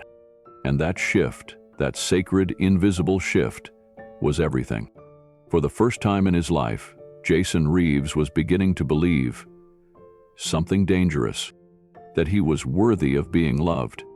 And Keanu, he didn't need to say a word. He just showed up again, and again, and again. Jason sat by the window of his room, the soft light of early evening washing over the pages of a leather-bound journal. It was a gift from one of the counselors, something they handed out casually like brochures or flyers, but for Jason it had become a mirror. He hadn't meant to write in it. He didn't consider himself the journaling type. Yet, in the silence that followed group therapy, or those sleepless nights when memories clawed at him, the pen became his companion. He didn't write stories. He didn't even write full thoughts, just flashes, moments, questions, outbursts of pain that had no other outlet. His pen scratched across the page with urgency one moment and hesitated with trembling uncertainty the next. Sometimes he wrote in all caps. Sometimes he scribbled so hard the paper ripped. "I'm tired of being broken," he wrote one night. Another page, "I still don't know if I want to live or just don't want to die." And then, in the middle of a near-empty page, one sentence he never expected to come out. "I thought I was a mistake God forgot to delete." That line stayed there, centered like a scar. He hadn't written anything before or after it that day. Just that. It haunted him. Keanu never asked to read it. He always respected Jason's privacy. But one afternoon, while helping Jason pack away laundry, the journal slipped open as it fell to the floor. Keanu stooped to pick it up. His eyes skimmed that one line before Jason noticed. He froze, journal in hand. John looked up, ashamed, snatching it quickly. "Sorry," he muttered, trying to brush it off. But Keanu didn't flinch. He sat down across from Jason and met his eyes, gently but firmly. "You weren't a mistake," he said. "You were the reason I answered that letter. I didn't know why at the time, but now I do." Jason didn't speak. He couldn't. He simply held the journal in his lap and lowered his head. And then, for the first time in years, he cried. Not from guilt, not from shame, but from being seen completely, and still loved. The days that followed were quieter, but not in a heavy way. Something had shifted between them. The silences weren't awkward anymore. They were honest. Jason stopped trying to impress Keanu or hide his low days. And Keanu never once judged him. He simply showed up. One afternoon, Jason asked if they could walk the trail behind the rehab center. It was a simple dirt path, lined with oaks and the occasional wildflower. But for Jason, who'd spent most of his life in city shadows or institutional hallways, it felt like a different world. They walked in near silence at first. Jason kept his hands in his pockets, eyes low, boots kicking up dust. Keanu walked at his pace, giving him room to speak, if he wanted to. Finally, Jason broke the silence. "You ever feel like your whole life's just a giant apology?" Keanu turned to look at him, thoughtful. "Yeah," he said quietly. "I used to." Jason nodded slowly, almost like that was the answer he needed. "I kept thinking," Jason continued, "if I had been better, stronger, maybe my mom wouldn't have left. Maybe the foster homes would have kept me longer. Maybe I wouldn't have ended up..." He trailed off. Keanu didn't let him fall into that spiral. "You were a kid, Jason. None of that was your fault." Jason blinked hard. "Yeah, well, doesn't feel like it." They stopped walking. Keanu picked up a smooth stone from the ground and turned it over in his hand. "You know what I've learned?" he said. "Shame is like carrying someone else's baggage, thinking it's yours. You didn't pack that weight, you just got stuck carrying it." Jason looked at him, really looked, and something cracked open inside. Not the kind of break that hurts, the kind that lets light in. "I didn't know people like you talked like this," Jason said. Keanu smiled. "People like me? Hollywood, rich, famous." Keanu chuckled softly. That's just a job. This is life." Jason didn't reply right away, but when they started walking again, he walked closer. Not ahead, not behind, beside him. And for the first time, Jason didn't feel like a project or a charity case. He felt like a brother. Later that evening, Jason returned to his room and pulled out his journal. He stared at the blank page for a while, his hand hesitant, then began writing. This time, the words didn't pour out in anger or despair. They were different, grounded, honest. He didn't write for anyone else, just himself. Keanu knocked gently at the door, holding 2 cups of herbal tea. Jason nodded, letting him in. The room was dimly lit, calm, safe. "I wrote something," Jason said after a moment. "Not the sad stuff, just stuff." Keanu didn't push. He sat down, waited. Jason handed him the journal, opened to a new page. In messy, blocky handwriting, it read, "Today I walked beside someone who didn't see me as broken. He saw me as enough. Maybe the mistake wasn't mine. Maybe it was believing I didn't belong anywhere. But today, I did." Keanu blinked slowly, setting the journal on his lap. He looked at Jason.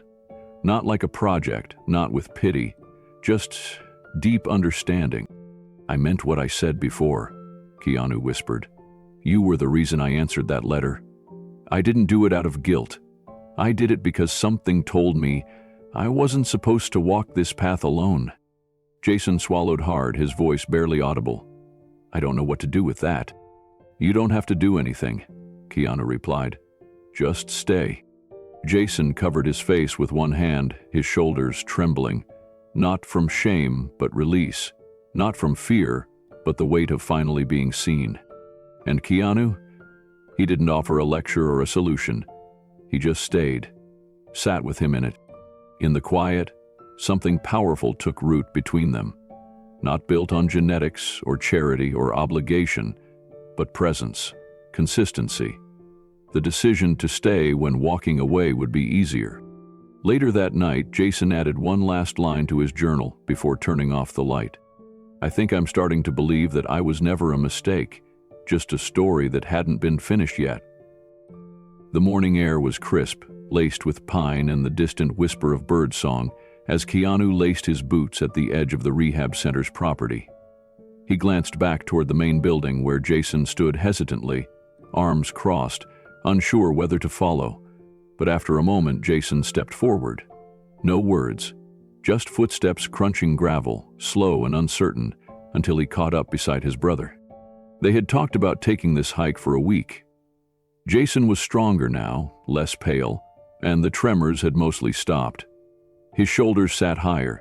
His eyes, though still wary, didn't always dart away. The trail curved upward into the hills, lined with sun-drenched trees and the scent of damp soil. Keanu didn't lead too far ahead. He walked next to Jason, at his pace, pausing when he did, letting the silence between them settle naturally. There was no small talk, no plan, just space. Keanu had discovered the healing power of quiet years ago, after losing Jennifer, then again after his daughter's death, and again when Kim was fighting cancer. In those moments, words had felt like betrayal, but silence? Silence could hold grief without judgment, could give room for the soul to breathe. Jason didn't ask where they were going. He simply walked, as if the trail itself understood the kind of weight he was carrying. His breath was steady now, his legs didn't shake. At one point, Keanu pointed to a flat rock beside a stream. Jason sat. So did he. The sound of water filled the air, soft and consistent. Jason picked up a small stone, turned it in his fingers, and set it down again. Minutes passed. Keanu didn't rush it. He just looked forward, his hands resting calmly in his lap. Then Jason spoke, almost as if confessing to the trees. "I tried to kill myself once." Keanu turned to him slowly. He didn't flinch. He didn't look shocked. He just listened. "I was 17, foster home number 7, thought I'd jump from a bridge. No one would have noticed." Jason's voice cracked. Not from weakness, but from finally saying it out loud. Keanu reached over, gently rested a hand on his shoulder. Not to fix, just to be there. Jason didn't look at him. He stared ahead, eyes glassy but dry. "But I didn't," he whispered. "And I didn't know why, until now." They sat there like that, the wind shifting around them. Two men bound not by shared memories, but by the decision to stay. And in the silence, something unspoken was heard. Jason remained seated on the rock, his fingers laced together tightly. He didn't move, didn't speak again, as if releasing that confession had cost something deeper than words. Keanu didn't interrupt the stillness.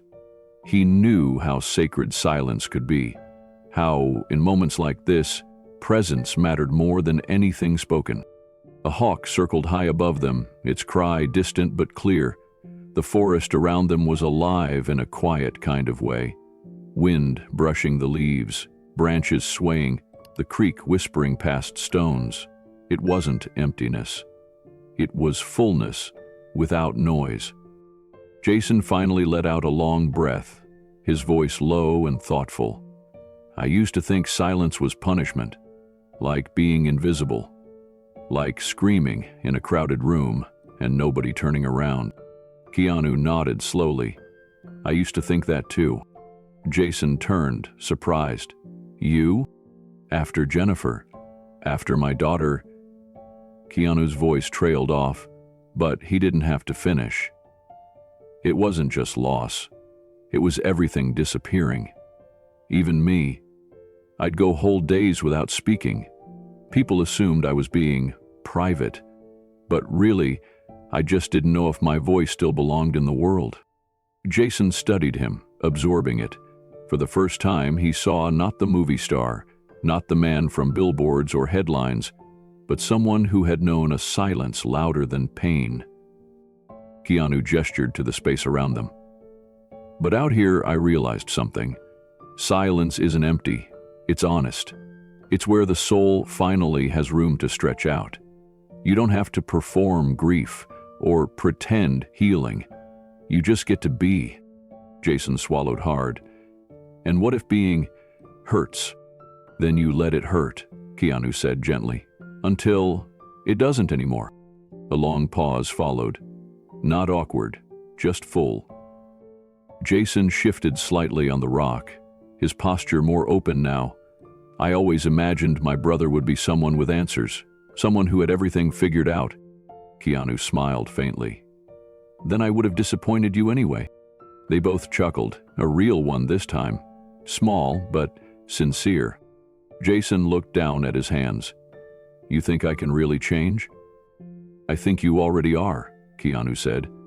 "You're here, that counts." Jason nodded slowly, processing. Then he looked up at the trees. "You come out here a lot?" "When I need to hear something," Keanu replied. "Like what?" Keanu took a breath. "That I'm still alive, that life hasn't given up on me, even when I've wanted to give up on it." Jason let that settle. He stared at the sky, then closed his eyes for a long moment. And in that stillness, something inside him shifted. It wasn't a miracle, but it was something. They didn't talk much after that. There was no need.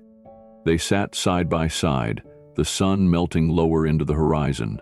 The light turned golden, soft, and spilled across the trees like liquid grace. Every now and then, Jason would glance sideways at Keanu, not to say anything, just to make sure he was really there. He was. Keanu leaned back, resting on his palms, breathing deeply. Jason mirrored him without realizing it. For the first time in years, his body wasn't tense. His shoulders had dropped, his hands weren't clenched. His mind, usually racing or burning with regret, had gone still. It was a peace that didn't announce itself with fanfare. It just arrived and asked for nothing in return. They watched a family of deer move carefully through the brush below.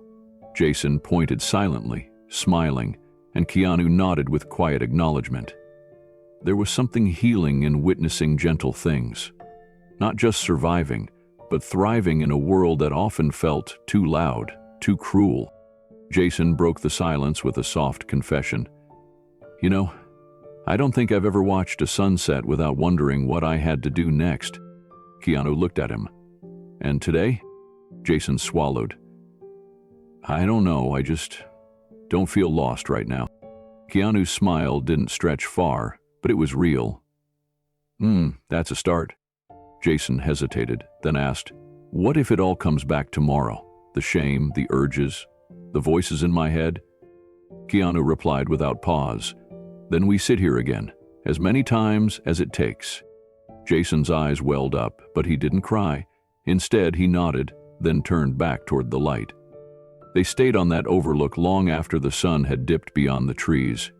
Darkness came slow and safe, like a soft blanket. Not the kind that smothers, but the kind that says, "You're still here. You made it through another day." Eventually, Keanu stood and offered a hand. Jason took it. Neither spoke on the walk back. They didn't need to. The path ahead was long, uncertain, filled with unknowns. But it was no longer a path Jason had to walk alone. And for the first time since he could remember, that was enough. In the quiet of that evening, a man who once believed he was a mistake realized he was, in fact, a miracle. He didn't say it out loud, but his silence said it for him. The air inside the small lounge at the recovery center was quiet, filled only with the soft hum of distant footsteps and the muted rustling of leaves outside the window. Jason sat on a worn couch, thumbing the edge of a photograph one taken just days earlier. It showed him standing beside Keanu, both of them smiling faintly, their expressions unsure but sincere.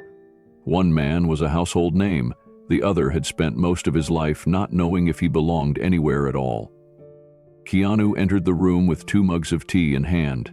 He passed one to Jason and sat down beside him without a word. The silence wasn't uncomfortable. They'd grown used to these pockets of peace, places where neither had to pretend. Jason looked over at the photo in his hand, then up at Keanu. There was something he needed to say, but the words caught in his throat. "I've been thinking," Jason finally began. His voice was low, careful. "About the name, Reeves." Keanu's brow furrowed gently, but his face remained open. He said nothing, only gave Jason space to speak. "I never had a real last name," Jason continued. "Not one that stuck. Every time I got moved, I got a new one. Sometimes the social workers would call me whatever was on the paperwork. Sometimes I didn't correct them. Sometimes I didn't care. You stop caring after a while." Keanu nodded, listening. "But now..." Jason's fingers tightened around the photo. "Now I know where I come from, who I come from. And I don't know if it's weird or out of line to ask this, but I wanted to know if it's even possible for me to carry the name Reeves." Keanu looked stunned for just a moment, then slowly softened into something that looked like awe. Jason rushed to fill the space, worried he'd overstepped. "I don't mean to take anything. I know I haven't earned it, and I know I'm still figuring things out, but Reeves, it means something now. Not because you're famous, not because of the movies, but because it's the only piece of real family I've ever had." Keanu set his tea down and turned toward him. "Jason, you don't have to earn that name. You were born into it. It's yours." Jason swallowed, his eyes wet. "But I want to be worthy of it." Keanu reached out, rested a hand on Jason's shoulder. "You already are." Jason didn't respond right away. His throat was too tight, too full of years of silence, rejection, and feeling like a footnote in other people's stories. But now, here he was, sitting across from the man who should have been a stranger. And instead, Keanu was offering him something no one else ever had, a place that didn't require proof or performance. "I spent so long believing I was broken," Jason said quietly. "Every school I got kicked out of, every house I ran from, every night I spent trying to feel numb, I thought that was just who I was, like I was born defective." Keanu's eyes didn't leave his. "You weren't defective. You were abandoned, and there's a difference." Jason looked down at his hands. "I still feel like I'm carrying all that with me. Like people can see it when they look at me. The damage. We all carry something," Keanu said. "You know that story I told you about losing Jennifer and my daughter? My sister's fight with leukemia? I didn't come through those years untouched. I was quiet, but I was hurting. I still am sometimes." Jason's voice dropped to a whisper. "How did you keep going?" Keanu thought about it for a long moment. "I didn't try to escape it. I just kept walking through it. And eventually, it became part of me. But it didn't define me. And you don't have to stay in the version of yourself that other people gave you. You can choose who you want to be now." Jason blinked hard, his jaw trembling. "Do you ever feel like you don't deserve the life you have?" "All the time," Keanu said. "But that's not the point. The point is what you do with it." The photo still sat on the coffee table, and Jason reached for it again, as if trying to believe that it really was him in that picture, that he belonged next to someone like Keanu, that the blood they shared wasn't just a painful accident, but something redemptive. Keanu leaned forward slightly. "If you want to carry the name Reeves, then carry it, not because of me, not even because of Gerard. Carry it because it's yours, and because you've decided what it will mean from now on." Jason nodded slowly. I think I'd like that." Keanu smiled faintly. "Then it's done." That night, Jason wrote a letter. Not to Keanu, he planned to give him that later. This one was to himself. Or maybe to the version of himself he was finally putting to rest. He began it with a name. His name. Jason Reeves. Then, beneath it, he wrote, "I am not forgotten. I am not what they said I was. I am not who I used to be. I am the brother someone chose to find." When morning came, Jason walked into the kitchen of the recovery home where Keanu had stayed the night on a worn recliner just outside his room. Coffee was already made.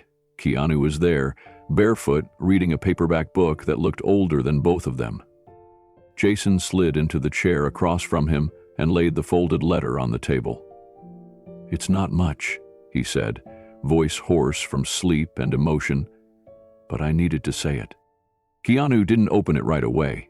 He looked at his brother with a kind of proud stillness, the same stillness he once carried in silence through grief and now through healing. "Whenever you're ready." Jason nodded. "It's yours when you want it, just like this name." They ate breakfast together, something simple, scrambled eggs, toast, and apples. But for Jason, it tasted like beginning. Later that afternoon, they took a walk through the city. Not as actor and addict, not as strangers bonded by loss, but as brothers. Keanu wore a baseball cap low. Jason didn't wear a mask for the first time in years. At one point, they passed a bus stop where a homeless man sat sketching in a notebook. Jason slowed. He reached into his jacket, pulled out a folded bill, and tucked it gently into the man's cup. "Nice lines," he said. "Keep drawing." The man looked up, startled, then smiled. Keanu had seen this before, in himself. The slow turning outward. The moment a man who had only survived started to give. That night, back in the quiet of their borrowed space, Jason finally handed Keanu the second letter. Keanu read it in silence. "You didn't just give me a home," it said. "You gave me back my name. You gave me something no one ever has before, the chance to rewrite my ending." When he finished reading, Keanu folded the letter and placed it over his heart. He didn't speak. He didn't need to. Jason smiled through tears. And Keanu, the man who had walked through fire and silence and loss, whispered the only words that mattered. "You already are a Reeves, and I'm proud to call you my brother." Jason stood at the edge of the treatment center's gravel path, clutching the certificate they'd handed him that morning. A quiet breeze carried the scent of eucalyptus and earth, and the early light cast long shadows over the porch steps. He'd seen a lot of exits in his life, group homes, jail doors, cold shelters, but this one felt different, like stepping out of a room you weren't sure you'd survive. And waiting just beyond the parking lot was Keanu. Leaning against a simple black car, sunglasses pushed up in his hair, hands in the pockets of his worn jacket, Keanu didn't wave or call out. He just stood there, present, steady, like always. Jason approached slowly, the certificate tucked under his arm like a fragile thing he wasn't sure how to carry. They exchanged a small nod, no fanfare, no congratulations, just understanding. Keanu reached into his coat and pulled out a single item, a small, slightly worn key on a leather tag. The tag was handwritten in thick black ink. Malibu. Jason looked at it, puzzled. "What's this for?" Keanu gave a half smile. "Something I've been holding on to. Let's go." The drive down the coast was long and mostly quiet. They passed stretches of rocky cliffs, crashing surf, and sun-scorched pines. Jason watched the scenery like someone trying to memorize it. For once, his mind wasn't racing. He felt still. They turned off onto a narrow private road flanked by old olive trees. At the end of the lane was a modest guest house. Low stone walls, a wraparound porch, and flowering vines creeping along the windows. Keanu parked. "This is it." Jason looked at him. "You renting this?" Keanu shook his head. "It's yours." The words landed soft but deep. Jason blinked. "Wait, what do you mean? You're giving me a house?" "It's not charity," Keanu said gently. "It's family." Jason just stared at him, not moving, as if afraid the whole moment might vanish if he reached for it. The front door creaked as they stepped inside. Sunlight filtered in through gauzy curtains. The space was simple. A couch, a kitchen stocked with basics, a wooden table already set for one. On the shelf were a few books, dog-eared and clearly read, a framed photo of the ocean, a small potted cactus on the windowsill. It didn't feel like a favor. It felt lived in. Warm. Jason's eyes caught something on the kitchen counter. An envelope. He picked it up, saw his name handwritten on the front in slanted penmanship. He hesitated, then opened it. The letter read, "Jason, this isn't a handout. This isn't pity. This is a door you already had the key to. You've walked through more fire than most people could imagine. And you're still standing. I meant it when I said this is family. I don't know what the years ahead look like, but I want you to know you're not alone in them anymore. This place is yours. Make it home. Rest, dream, heal. You deserve all of that. We never got to grow up together, but we can grow forward, one day at a time." Jason sat down at the small kitchen table, the letter in both hands. He didn't cry, not right away. He just read it again and again. Each time it sounded less like fantasy and more like truth. That evening, after Keanu had quietly left to give him space, Jason unpacked his few belongings. A backpack, a couple shirts, a worn paperback novel. He folded each item with more care than usual, placing them neatly in drawers that didn't squeak when they opened. Then, something strange stirred in him. A need. He hadn't written anything in years, not even a text longer than a sentence. But he found a notepad near the fridge, along with a pen. And he wrote. Not because he had to, but because there were some things his voice couldn't carry. Some truths that needed paper to hold them. He wrote slowly, carefully, letting the silence guide him. "Keanu, I've been waiting for the rug to get pulled out again, for someone to say just kidding or you didn't really think this was for you, did you? Because that's what life taught me. But then you didn't pull away. You leaned in. When I ran, you didn't chase. You waited, and somehow that made me want to come back. You didn't fix me. You didn't try. You just saw me. And I think that's what broke me open. I've never had a house that felt like anything more than walls and windows, but this one? I don't know. It feels like maybe I was meant to find it. And maybe I was meant to find you. I've spent years not knowing where I belonged, But for the first time, I think I've found my place. Not because of a roof or a key, but because someone finally looked at me and said, "You're enough. You didn't just give me shelter, you gave me a name back. I won't waste it. Love, Jason." He folded the letter neatly and placed it next to Keanu's on the counter. Then he walked outside. Barefoot in the evening air, he stood on the porch and looked out toward the ocean. The sky was a deep wash of indigo, the first stars just starting to peek through. He wrapped his arms around himself, not out of cold, but out of a strange, blooming kind of peace. He closed his eyes and listened. No shouting, no sirens, no fear, just wind and waves and the sound of his own heart finally beating without panic. Tomorrow would bring whatever it would bring, but tonight he had a roof, a brother, and a page full of truth. For the first time in his life, Jason Reeves felt like he belonged. And that was everything. Keanu found the envelope one evening while organizing the bookshelf in the guest house. Tucked between the pages of an old black journal he had left there for Jason, its edges were worn slightly from handling. It was unmarked. No name on the front, but the handwriting inside was unmistakable, slanted, a bit rushed, but full of heart. He sat on the edge of the couch, unfolded the letter, and began to read. "Keanu, you probably weren't supposed to find this until later. Maybe I was going to leave it on the counter or mail it to you when I felt braver. But I figured if I didn't write it now, I might never say it at all. First of all, thank you, but that word doesn't feel big enough. There isn't a word for what you did, not in the dictionary anyway.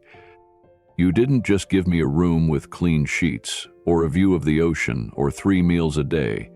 You gave me a reason to believe I could still matter. You made me feel human again, not a project, not a pity case, just your brother." I still remember that first note you gave me, the one that said, "You matter more than you know." At the time, I crumpled it up.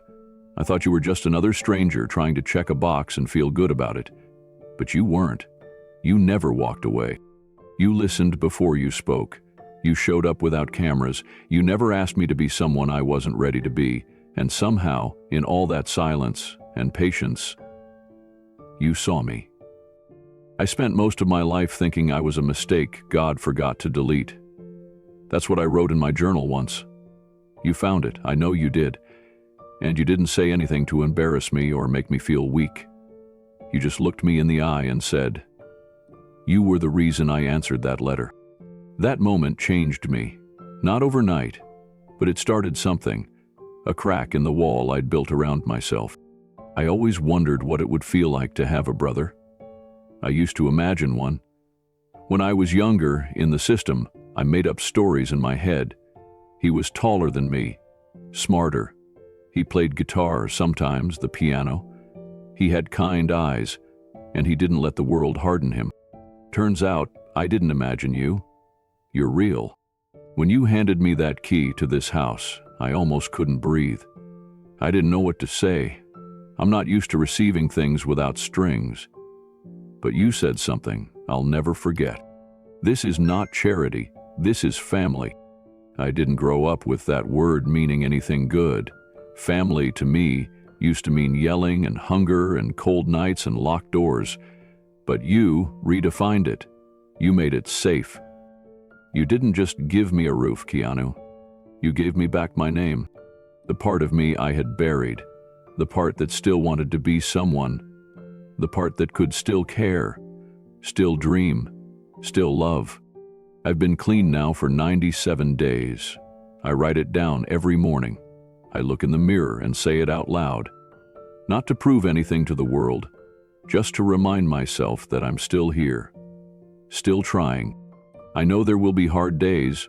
I don't expect life to suddenly be perfect, but now I know I don't have to face it alone, because I have a brother, a real one, and someday I hope I can be that for someone else. Not with money, not with fame, but with presence, with patience, with love that shows up and stays. You're the first man in my life who ever did that, So this letter, it's not goodbye, it's not the end. It's just a thank you, folded inside a promise that I will keep going, that I'll earn the gift you gave me, not with perfection, but with honesty. And maybe one day, when someone asks me how I got here, I'll say this: I met a man who didn't owe me anything, but he gave me everything anyway. Jason Reeves. Keanu's hands trembled as he set the letter down. The wind brushed in through the open patio doors, carrying the soft scent of ocean salt and citrus. He sat still for a long time, letting the words settle into him. He thought about all the moments in his life that had broken him, all the people he had lost, all the times he had sat in silence, unsure if hope would ever come again. And now here was this letter, written in raw, imperfect script by a man the world had forgotten, a man who, against all odds, chose to get up every day and try. Keanu wiped his eyes. He wasn't crying from sadness. He was crying because something sacred had happened. Love had taken root in a place everyone thought was barren. And somehow, in a world filled with noise and distraction, two broken brothers had found their way to each other. Not because of blood, but because of grace. Because one man didn't give up on the other.